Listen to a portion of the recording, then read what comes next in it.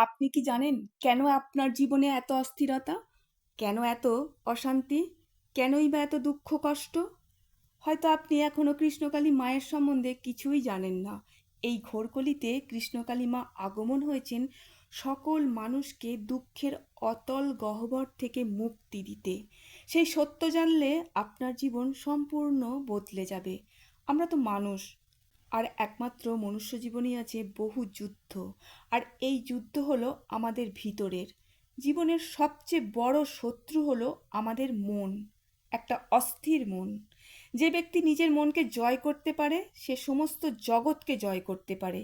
নিজের চিন্তাকে এমনভাবে নিয়ন্ত্রণ করতে হবে যাতে আমাদের ভিতরে এক অদ্ভুত শক্তির জন্ম হতে পারে।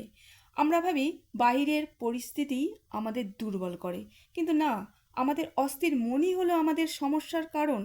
একবার মন যদি শত্রু হয়ে দাঁড়ায় তাহলে আমরা নিজেদের হারিয়ে ফেলব হতাশার জগতে। আমরা যখন বলি পারবো না, এই কথা আমাদের অশান্ত মনই বলে ওঠে। সুতরাং আমাদের মন যদি নিয়ন্ত্রণে থাকে তাহলেই আনন্দ, তাহলেই শান্তি। কিন্তু প্রশ্ন হলো কিভাবে এই মনকে নিয়ন্ত্রণ করা যায়? উত্তর কোথায় জানেন? কৃষ্ণকালী মায়ের মন্ত্রেতে আছে। জয় কৃষ্ণকালী মায়ের জয়। যদি আপনি বিশ্বাস করতে পারেন তাহলে আপনার অস্থির মন অলৌকিকভাবে নিয়ন্ত্রণে থাকবে। আপনার মনের ইচ্ছাগুলো আপনা আপনিভাবেই পরিবর্তন হতে থাকবে। আপনার আগ্রহ বাড়বে ঈশ্বরের প্রতি ধ্যান করতে। ভক্তি আসবে ঈশ্বরের নাম জপ করতে। এ যুগের মানুষ ভুলেই গেছে ভগবানের নাম নিতে। যেখানে এই কলিতে কৃষ্ণভজন না করলে মানুষ উদ্ধার হতে পারবে না।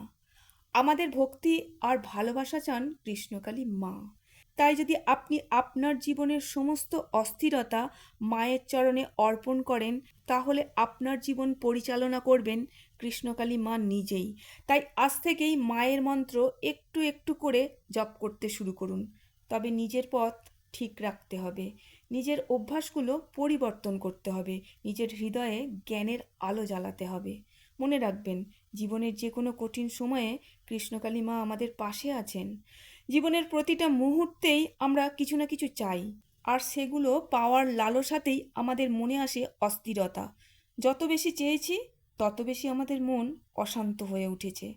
এভাবেই একদিন আমাদের জীবনে নেমে আসে অদৃশ্য শূন্যতা, যা পূর্ণ করতে পারি না কিছুতেই। এই শূন্যতা একমাত্র পূর্ণ করতে পারেন কৃষ্ণকালী মায়ের মন্ত্র। মায়ের মন্ত্র জপ করলেই এই চাওয়া পাওয়ার অস্থিরতা আমাদের মন থেকে সরে যাবে। আপনি যদি সত্যিকারের হৃদয় দিয়ে মায়ের মন্ত্র জপ করেন আপনার মন পরিবর্তন হবে। কিন্তু মনে যদি স্বার্থ থাকে তাহলে মা সন্তুষ্ট হবেন না। ঈশ্বর আছেন, কিন্তু আমাদের নিঃস্বার্থ মন নিয়ে প্রেম ও ভালোবাসা দিয়ে ভক্তি ভরে ডাকার মতো ডাকতে হবে। তবেই আমাদের জীবনকে আলোকিত করে তুলবেন স্বয়ং মা। যে ব্যক্তি একাগ্র মন নিয়ে কৃষ্ণকালী মাকে স্মরণ করেন তাকে মা স্বয়ং পথ দেখান। এই পথ খুবই সহজ। শুধু অহংকার ত্যাগ করতে হবে, লোভ বিসর্জন দিতে হবে, আর মনকে নিয়ন্ত্রণে রাখতে হবে। সুতরাং আমরা যখন কোনো কাজ করব ঈশ্বরকে উৎসর্গ করে তবেই করব। যেমন যদি আমরা রান্না করি তখন আমরা ভাববো ভগবানের জন্যই করছি। আবার যদি কাউকে দান করি সেটা ভগবান দেখছেন, এটা ভাববো। এর ফলে কি হবে বলুন তো? আমাদের মনে জন্ম নেবে আমরা ভগবানের দাস। যখন এই ভাবনা হৃদয়ে জন্ম নেয় তখন জীবনের প্রতিটা দুঃখ, প্রতিটা ত্যাগ সহজ হয়ে যায়। কারণ তখন মন বলে ওঠে যা কিছু হচ্ছে তা কৃষ্ণকালী মা জানেন কেন হচ্ছে। শুধু আমাদের মায়ের প্রতি আস্থা রাখতে হবে। তাই প্রতিটি কাজেই কৃষ্ণকালী মাকে স্মরণ করে করব।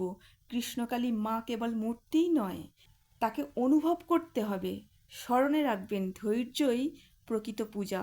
ভগবান তাদের কাছেই আসেন যারা হাল ছাড়েন না।